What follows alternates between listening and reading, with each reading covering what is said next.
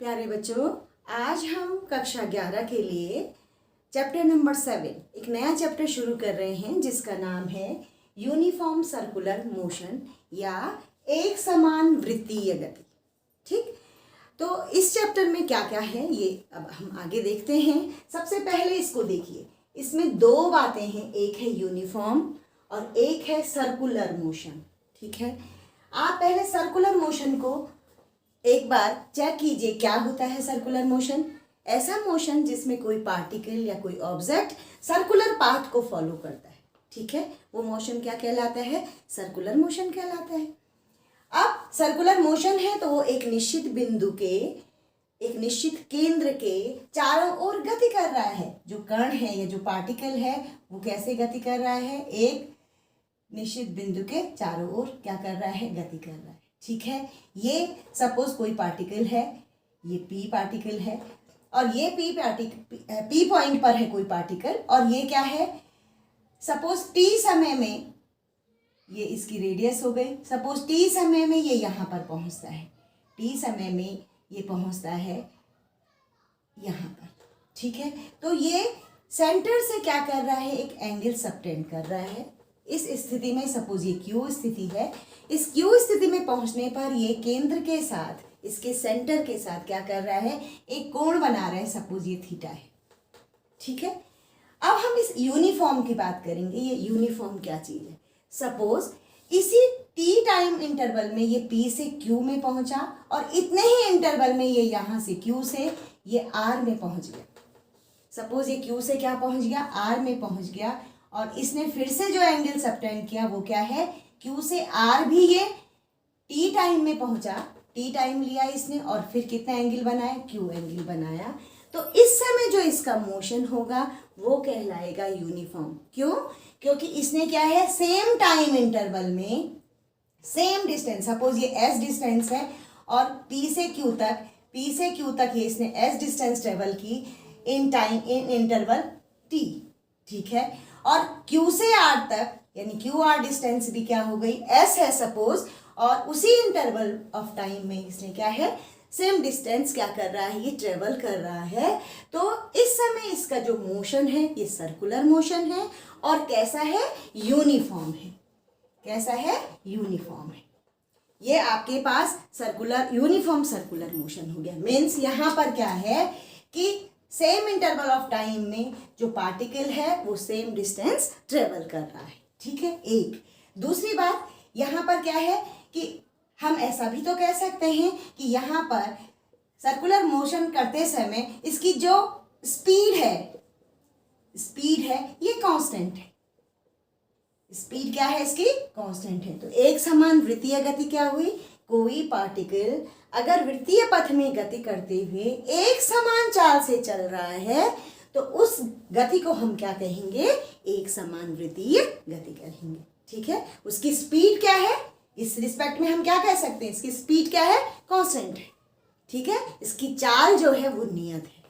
ठीक, अब इसको दूसरे रिस्पेक्ट में भी देखिए। ठीक है, ये एक समान है, यूनिफॉर्म की बात हम कर रहे हैं। भले ही ये यूनिफॉर्म मोशन है लेकिन ये क्या है? एक्सिलरेटेड होता है। जबकि हम क्या जानते हैं? अब हम लीनियर मोशन में क्या जानते हैं? लीनियर मोशन सोचिए, रेखीय गति को समझिए। स्ट्रेट लाइन मोशन जो होता है, सपोज यहाँ से P से Q तक ये और Q से R तक इसने सेम इंटरवल ऑफ टाइम ये S डिस्टेंस और ये S डिस्टेंस इसने ट्रेवल की और इतने ही टाइम में ये यहाँ से यहाँ गया, यहाँ से यहाँ गया। तो यहाँ पर देखिए PQ is equal to QR है। ठीक है, यानी S है दोनों ही कितने इंटरवल में? T। यानी यहाँ पर क्या है? इसकी जो वेलोसिटी है या इसका जो वेग है, क्योंकि स्ट्रेट लाइन मोशन है तो यहाँ पर क्या है? वेलोसिटी चेंज नहीं हो रही है। वेलोसिटी क्या है इसकी? कांस्टेंट है। ये हम लीनियर मोशन की बात कर रहे हैं, वन डायमेंशनल जो था आपका। ठीक है, तो इसकी वेलोसिटी क्या थी? कांस्टेंट थी। स्पीड कांस्टेंट है और वेलोसिटी भी क्या है? कांस्टेंट है, क्योंकि ये क्या है? वन डायरेक्शनल मोशन है। ठीक है, वेलोसिटी कांस्टेंट है तो इसका जो इसमें एक्सेलरेशन था वो क्या होगा? 0, क्योंकि change in velocity is 0। Velocity change नहीं हो रही है, तो यहाँ पर एक्सेलरेशन क्या है, 0 है। लेकिन इसमें ध्यान दीजिए, भले ये यूनिफॉर्म सर्कुलर मोशन है, इसमें स्पीड कांस्टेंट है, लेकिन वेलोसिटी को चेक कीजिए, इसके रिस्पेक्ट में वेलोसिटी को चेक कीजिए जरा आप, इसको जरा सा एक बार चेक कीजिए। सर्कुलर मोशन में, यूनिफॉर्म सर्कुलर मोशन में इसको चेक कीजिए कि क्या है। देखो वेलोसिटी, यहाँ पर देखो वेलोसिटी क्या है इसका, अगर हम वेलोसिटी का डायरेक्शन निकालेंगे तो ये हम क्या जानते हैं कि वेलोसिटी का डायरेक्शन क्या होगा। किसी भी सर्कुलर मोशन में किसी पॉइंट में अगर हम डायरेक्शन निकाल रहे हैं, वेलोसिटी का डायरेक्शन निकाल रहे हैं, तो हमेशा क्या होगा, टेंजेंशियल। सपोज इस पॉइंट में क्या हो गया, इसका टेंजेंशियल होगा, तो ये हो गया, इसकी डायरेक्शन ये हो गई। सपोज इस पॉइंट पे पहुंचा पार्टिकल, इस समय इसकी वेलोसिटी का डायरेक्शन देखेंगे तो ये क्या हो गया, ये हो गया। सपोज यहाँ पर पहुंचा तो यहाँ पर इसकी डायरेक्शन क्या हो गई, ये हो गई। हम ये जानते हैं कि डायरेक्शन कैसे निकलती है, उस पॉइंट पर टेंजेंशियल हम ड्रॉ कर देंगे, वो क्या होगी, मोशन का डायरेक्शन भी और वेलोसिटी का डायरेक्शन भी शो करेगा। इसका मतलब स्पीड सेम थी, स्पीड क्या है, कांस्टेंट थी, स्पीड कांस्टेंट है। इसका मतलब मैग्नीट्यूड ऑफ वी क्या है, अपने आप में वेक्टर क्वांटिटी होती, वी क्या है, वेक्टर है, तो इसके पास क्या क्या होगा, वेक्टर है, तो इसके पास क्या क्या होगा, इसके पास मैग्नीट्यूड भी होगा और डायरेक्शन भी होगा। ठीक है, डायरेक्शन भी होगा। तो मैग्नीट्यूड, तो due to speed magnitude is same, magnitude क्या है इसका, सेम है। वेलोसिटी का मैग्नीट्यूड, सपोज ये 10 मीटर पर सेकेंड की स्पीड से चल रहा है, तो इसकी वेलोसिटी का जो मैग्नीट्यूड है वो भी क्या होगा, 10 मीटर पर सेकेंड। लेकिन इसके मोशन के हर पॉइंट पर, अलग अलग पॉइंट पर इसका जो डायरेक्शन है वो क्या होगा, वो अलग है, ये चेंज हो रहा है, चेंज इन डायरेक्शन। तो चूंकि क्या है, वेक्टर क्वांटिटी है आपके पास v, स्पीड सेम होते हुए भी, कांस्टेंट होते हुए भी v का मैग्नीट्यूड तो सेम रह रहा है, पर उसका डायरेक्शन चेंज हो रहा है। देखिए हर पॉइंट में, कहीं पर भी, किसी भी पॉइंट पर अगर आपको डायरेक्शन निकालना है इस मोशन का या वेलोसिटी का, तो वो क्या होगा, टेंजेंशियल होगा, उस पर स्पर्श रेखीय होगा, और उसकी दिशा जो होगी वो शो करेगी वेलोसिटी का डायरेक्शन। तो यहाँ पर क्या हो गया, इसकी डायरेक्शन चेंज होने के कारण v की वैल्यू चेंज हो रही है, v क्या हो रहा है, चेंज हो रहा है। क्योंकि v चेंज हो रहा है तो यहाँ पर क्या होगा, एक्सेलरेशन प्रोड्यूस होगा, एक्सेलरेशन होगा यहाँ पर। ठीक है, क्योंकि हम क्या जानते हैं, acceleration is change in velocity with respect to time, ये हम जानते हैं, del v upon del t या v अपॉन t। ठीक है, तो ये क्या है हमारे पास कि यूनिफॉर्म होते हुए भी यहाँ पर क्या है, एक्सेलरेटेड मोशन हो रहा है। यानी एक समान वृत्तीय गति वो गति है जिसमें कोई कण वृत्तीय पथ पर गति करता है, तो उसकी चाल, ध्यान से समझिए, चाल तो नियत रहती है, स्पीड कांस्टेंट रहती है, पर वेग का मान दिशा परिवर्तन होने के कारण बदलता रहता है। इसलिए एक समान वृत्तीय गति में त्वरण रहता है, त्वरण उत्पन्न होता है। ठीक है, तो आपके पास ये एक जनरल कंसेप्ट है एक समान वृत्तीय गति का। एक और बात देखो, जब हम स्ट्रेट लाइन मोशन की बात कर रहे हैं तो स्ट्रेट लाइन मोशन में हम क्या कहते हैं कि ये क्या है, 1D है, वन डायरेक्शनल, 1D है, यानी इसकी डायरेक्शन क्या है, एक दिशीय है। ठीक है, चाहे हम अपनी बॉल को ऊपर थ्रो कर रहे हैं तो 1D मोशन है, स्ट्रेट लाइन मोशन जो भी होगा। ये सर्कुलर मोशन क्या है, ये 2 डायमेंशनल है। एक समान वृत्तीय गति क्या है, 2 डायमेंशनल मोशन है। क्यों, देखिए ये x में भी जा रहा है और उसी रिस्पेक्ट में y में भी जा रहा है, यहाँ पर है तो ये x में भी डिस्टेंस कवर कर रहा है और y में भी क्या है, ट्रेवल कर रहा है। ठीक है, तो यहाँ पर ये क्या हो जाएगा, 2 डायमेंशनल मोशन का एग्जाम्पल है हमारे पास एक समान वृत्तीय गति। ये आप नोट रखेंगे। ठीक है, कि एक समान वृत्तीय गति एक्सेलरेटेड मोशन है, भले ही हम वहाँ पर यूनिफॉर्म शब्द यूज करें, यूनिफॉर्म हम इस स्पीड के रिस्पेक्ट में यूज कर रहे हैं, क्योंकि स्पीड क्या है, यहाँ कांस्टेंट है। ठीक है, लेकिन वेलोसिटी क्या है, डायरेक्शन चेंज होने के कारण चेंज हो रही है, इसलिए वेलोसिटी की वैल्यू भी क्या हो रही है, चेंज हो रही है विद रिस्पेक्ट टू टाइम, और इसीलिए क्या है, एक्सेलरेटेड मोशन है। ठीक, अब यहाँ पर कुछ और टर्म्स हम यूज करेंगे। देखिए, पहले लीनियर लीनियर मोशन को आप चेक करो, वन डायमेंशनल मोशन को चेक करो। देखो लीनियर मोशन में हम क्या कहते हैं कि माना कण प्रारंभिक स्थिति में यहाँ पर है और समय t पर ये यहाँ पर पहुँच गया, तो हम इसके विस्थापन को किससे व्यक्त करते थे, s से व्यक्त करते थे। ठीक है, यहाँ पर देखिए सर्कुलर मोशन है, यूनिफॉर्म सर्कुलर मोशन है या सर्कुलर मोशन जब कर रहा है तो इस समय हम इसको तो हम रेखीय विस्थापन कहते हैं। यहाँ पर हम क्या कहते हैं, विस्थापन को क्या कहते हैं, लीनियर डिस्प्लेसमेंट कहते थे। यहाँ पर हम क्या कहते थे, लीनियर डिस्प्लेसमेंट। ठीक, और यहाँ पर हम जो डिस्प्लेसमेंट होगा, देखो कैसे होगा डिस्प्लेसमेंट। सपोज कोई कण यहाँ पर है, ये P पॉइंट है, प्रारंभिक स्थिति इसकी P है और ये T समय में या T1 समय में ये यहाँ से यहाँ पहुँच गया। सपोज इसने कितना सेंटर से कितना एंगल सबटेंड किया, ये किया इसने थीटा डिग्री। ठीक है, और T2 समय में ये यहाँ से यहाँ पहुँच गया। सपोज ये थीटा 1 है, इसको थीटा 1 मान लीजिए। पहली स्थिति में इसको हमने क्या मान लिया, थीटा 1 माना। और ये क्या है, ये यहाँ से यहाँ पहुँच गया दूसरी स्थिति में, ये हमारे पास यहाँ से यहाँ पहुँच गया दूसरी स्थिति में। ये T2 समय में ये पहुँच गया प्रारंभिक स्थिति O से, सेंटर O से ये थीटा 2 एंगल पर पहुँच गया।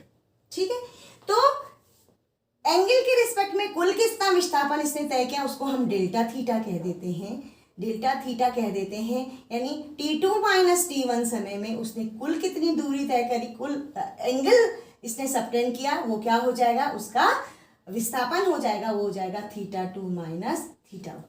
ठीक है, और इस डेल्टा थीटा को ही सर्कुलर मोशन में क्या कहा जाता है, कोणीय विस्थापन। कोण के रिस्पेक्ट में विस्थापन हो रहा है, इसमें क्या हो रहा है, कोणीय विस्थापन हो रहा है। ठीक है, इसको क्या कहा जाएगा, कोणीय विस्थापन कहा जाएगा। और कोणीय विस्थापन चूंकि ये एंगल है तो आपके पास क्या होता है, delta theta is equal to, आपने ये फॉर्मूला ट्रिग्नोमेट्री में भी पढ़ा होगा, कोण बराबर क्या होता है आपके पास, चाप बटे त्रिज्या होता है। विमाहीन राशि थी, ये हमने पढ़ा था। और चाप ये क्या हो गया, इसने कुल कितना है, सपोज ये एस आर किसने लीनियर डिस्प्लेसमेंट में तय किया है, तो ये हो जाएगा delta S upon R. Suppose ये क्या है, इसकी रेडियस है, तो ये आपके पास कोणीय विस्थापन का फॉर्मूला हो गया कि कोणीय विस्थापन क्या है, delta theta is equal to delta S upon R. ठीक है, और या हम ऐसा भी कह सकते हैं कि रेखीय विस्थापन और कोणीय विस्थापन में जो संबंध है वो क्या है, S delta S is equal to delta R delta theta, ऐसा भी हम इसको कह सकते हैं। ठीक है, तो यहाँ पर आपके पास क्या हो जाएगा, कोणीय विस्थापन का, आपने यहाँ पर जो विस्थापन की हम बात करेंगे वो हम एंगुलर डिस्प्लेसमेंट की बात करेंगे, एंगल में हो रहा है, एंगुलर डिस्प्लेसमेंट की बात करेंगे। ठीक है, ये एंगुलर डिस्प्लेसमेंट की हम यहाँ पर बात करेंगे, जिसको क्या कहा जाता है, कोणीय विस्थापन कहा जाता है। तो और इसकी यूनिट क्या हो जाएगी, कोणीय विस्थापन की यूनिट क्या हो जाएगी, देखिए आपके पास क्या है, कोण जो आपके पास यहाँ से कोण हो जाएगा वो क्या है, इसको हम किस में, ऐसा यूनिट किस में करते थे, ऐसा यूनिट कितनी है इसकी, रेडियन, क्या है, रेडियन है। ठीक है, और ये कैसी राशि है, विमाहीन राशि है। ये क्योंकि दो समान यूनिट्स का अनुपात है, इसलिए ये कैसी राशि है, विमाहीन राशि है। और इसका ऐसा यूनिट जो है वो क्या है, रेडियन है।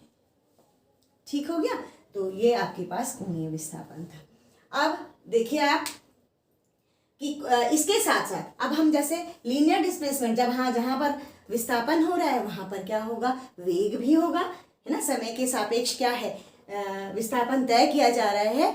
तो हम क्या जानते हैं, velocity is equal to change in displacement with respect to time. ठीक है, तो हमारे पास क्या है, यहाँ रेखीय विस्थापन है, यहाँ रेखीय वेग होगा लीनियर में। और जब हम एंगुलर रूप से क्या कर रहे हैं, ट्रेवल कर रहे हैं या हम वृत्तीय गति कर रहे हैं, तो हमारे पास क्या हो जाएगा, कोणीय वेग हो जाएगा। ठीक है, तो रेखीय वेग और कोणीय वेग को भी इसी उसमें समझ लीजिए। अच्छा, एक और चीज़ जो मुझे यहाँ पर बतानी है कि ये कोणीय विस्थापन अपने आप में सदिश राशि है। कैसी राशि है, सदिश राशि है।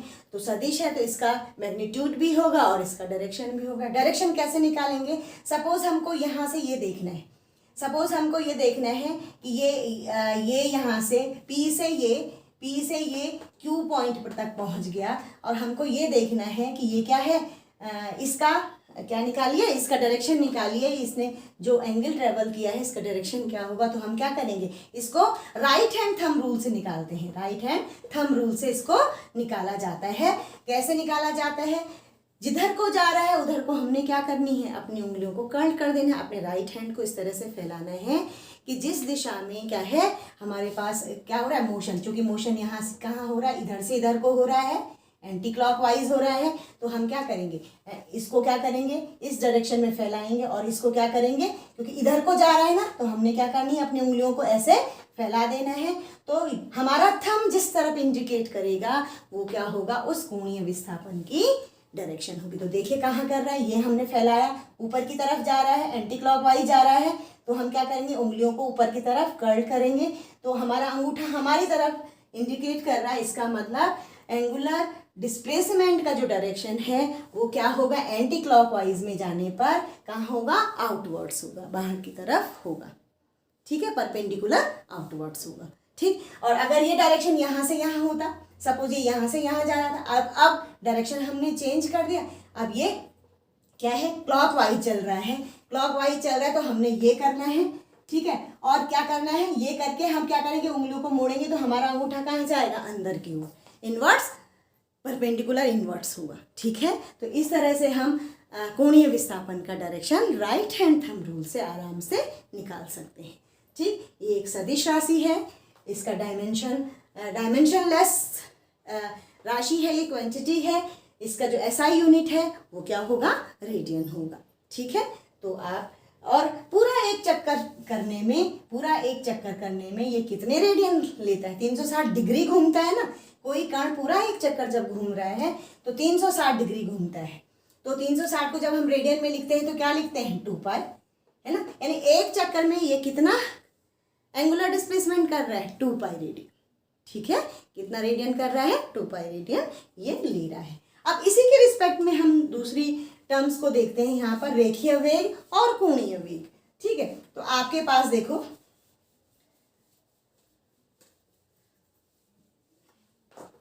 इसको चलो सपोज आपके पास लीनियर मोशन हो रहा है, ये लीनियर मोशन हो रहा है, और ये बॉडी आपके पास P से Q तक पहुंची।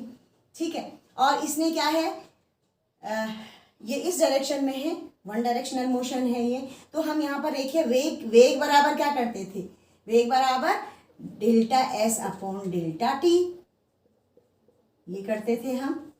सपोज ये T बहुत स्मॉल है ना, बहुत छोटा है, अत्यंत सूक्ष्म अंतराल के लिए डेल्टा T टेंस टू 0 करते थे हम। तो हम इसको क्या मान लेते हैं, ये V एवरेज कहा जाता है, इसको औसत वेग है ये। तो वहाँ पर हम वेग कैसे निकालते हैं, हम क्या कर देते हैं, लिमिट बांध देते हैं, delta T tends to 0 delta S upon delta T लिखते थे हम इसको। ये पीछे का रिकैप हो रहा है, और यही क्या है, इंस्टेंटेनियस वेलोसिटी है, तात्क्षणिक वेग जिसे हमने कहा था, और इसको हमने क्या कहा, ds upon dt for very small interval of time. ठीक है, तो हम इसको ऐसा भी लिखते हैं। ठीक है, ऐसे ही अगर आप सर्कुलर मोशन कर रहे हैं तो सर्कुलर मोशन में आपने क्या कहा, आपने कहा theta is equal to delta S upon r, delta S upon r तो कांस्टेंट है, रेडियस कांस्टेंट, इसमें डेल्टा नहीं आएगा, चेंज नहीं होगा, क्योंकि आपके पास जो कण है वो कैसी गति कर रहा है, वृत्तीय गति कर रहा है, और r हर बार क्या है, r की वैल्यू सेम है, r क्या है, कांस्टेंट है, तो इसमें डेल नहीं हम लगाएंगे। ठीक है, और अगर अब देखो यहाँ से आप क्या करो, ये आपके पास क्या है, डेल्टा थीटा है, कोणीय विस्थापन है। आप इन दोनों में रिलेशन निकाल सकते हैं, कोणीय विस्थापन और कोणीय वेग, यहाँ से हम कोई रिलेशन निकाल सकते हैं कोणीय वेग में नहीं। अब पहले कोणीय वेग को समझ लीजिए, कोणीय वेग क्या है। कोणीय वेग क्या है, जैसे हमारे पास क्या है, विस्थापन की दर, समय के रिस्पेक्ट में जो विस्थापन हो रहा है वो क्या है, change in displacement is velocity. ऐसे ही यहाँ पर क्या है कि समय के रिस्पेक्ट में कोणीय विस्थापन की जो दर होगी उसको हम क्या कहेंगे, कोणीय वेग कहेंगे। कोणीय वेग क्या है, या एंगुलर कोणीय वेग ठीक है, कोणीय वेग क्या है? Angular velocity. अब जहां पर वेलोसिटी, जहां पर आपके पास एंगुलर शब्द यूज हो रहा है, इसका मतलब वो सर्कुलर मोशन कर रहा है। तो एंगुलर वेलोसिटी में क्या हो जाएगा आपके पास? ठीक क्या हो जाएगा? कोणीय जो डेफिनेशन बनेगी वो क्या बनेगी? फॉर्मूला बनेगा कोणीय वेग बराबर कोणीय विस्थापन की दर, कोणीय विस्थापन बटे समय। ठीक है, समय के रिस्पेक्ट में कितना कोणीय विस्थापन हुआ है उसको हम क्या कहेंगे? कोणीय वेग कहेंगे, या change in angular displacement with respect to time is known as angular velocity. ठीक है, और ये भी कैसी राशि है? सदिश राशि है। तो आपके पास ये इसको व्यक्त करने के लिए हमारे पास जो सिंबल है वो है ओमेगा। ओमेगा पढ़ा जाता है इसको, आपके लिए नया सिंबल है फर्स्ट ईयर वालों के लिए, इसको क्या पढ़ा जाता है? ओमेगा। तो ओमेगा इज इक्वल टू हमारे पास क्या हो गया? Delta theta upon delta T.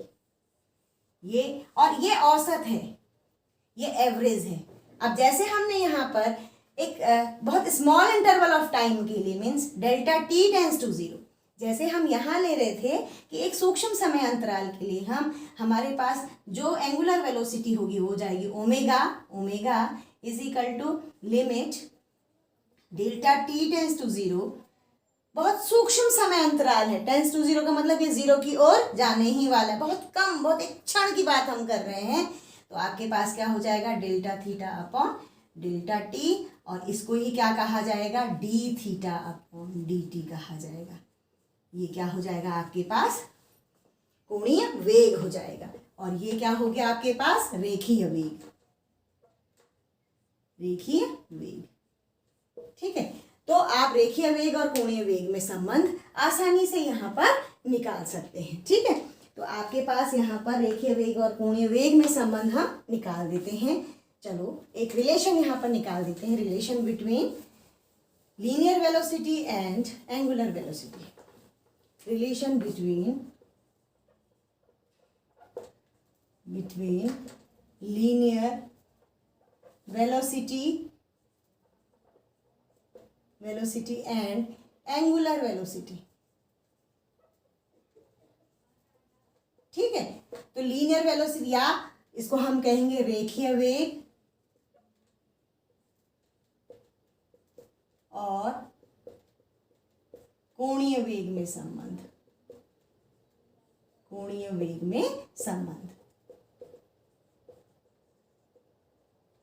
v and omega.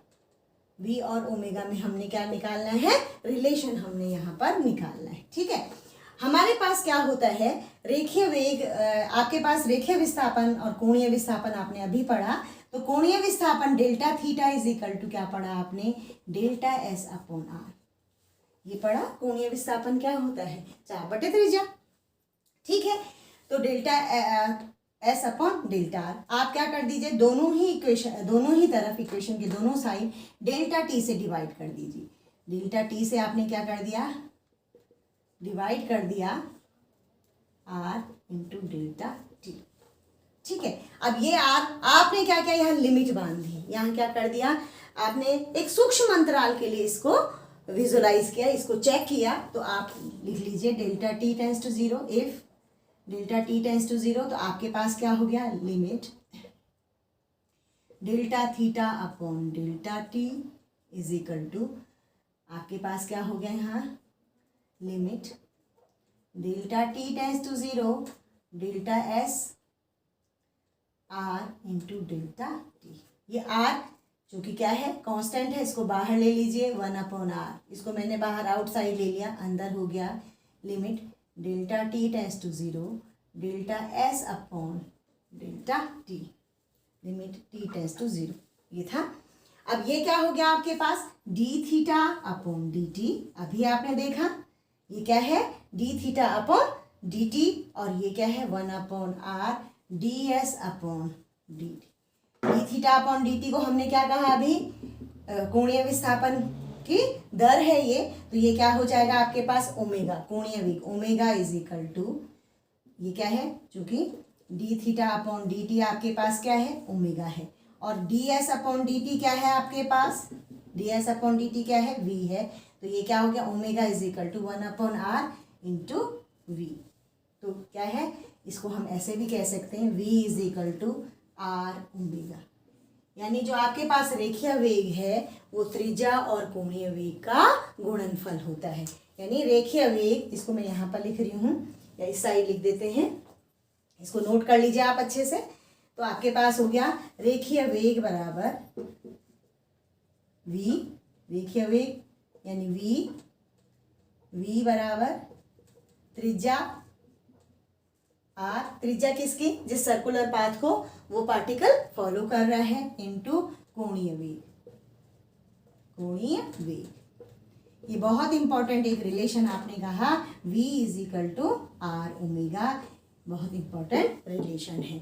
यानी आपके पास क्या है कि जब कोई कण सर्कुलर मोशन कर रहा है तो वो क्या है, कोणीय वेग तय कर रहा है, और ये कैसी राशि है, ये सदिश राशि है। इसकी दिशा ठीक वैसे ही निकालते हैं जैसे हमने कोणीय विस्थापन की दिशा निकाली है। जिस साइड, जिस तरह से वो जा रहा है, एंटी क्लॉक वाइज जा रहा है, क्लॉक वाइज जा रहा है, हमने राइट हैंड थंब रूल का यूज़ करना है, उसकी डायरेक्शन हम ज्ञात कर सकते हैं। ठीक, तो इस तरह से आपके पास ये क्या है, यूनिफॉर्म सर्कुलर मोशन है। चूँकि ये कैसा मोशन है, एक्सेलरेटेड मोशन है। एक समान शब्द केवल स्पीड के लिए लगाया जा रहा है, लेकिन वेलोसिटी तो डायरेक्शन चेंज होने के कारण क्या है, एक समान वृत्तीय गति में चेंज होती रहती है, इसलिए इसमें त्वरण भी होता है। ये रिलेशन हम अब नेक्स्ट वीडियो में देखेंगे कि इसमें जो त्वरण होता है वो कितना होता है। तो stay connected, all the very best, thank you.